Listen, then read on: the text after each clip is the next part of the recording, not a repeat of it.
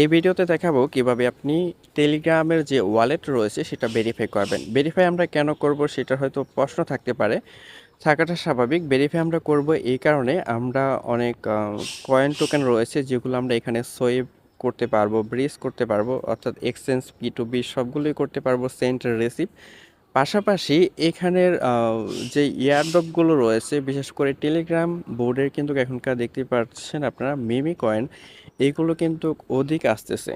যেমন ফার্স্ট এসেছিল ton coin, তারপরে কিন্তু আসছে এই যে নট কয়েন। তো নট কয়েনে যারা কাজ করেছিল তাদের পেমেন্ট নেওয়ার সময় কিন্তু এখানে কেওয়াইসি কমপ্লিট করার প্রয়োজন ছিল আর কি।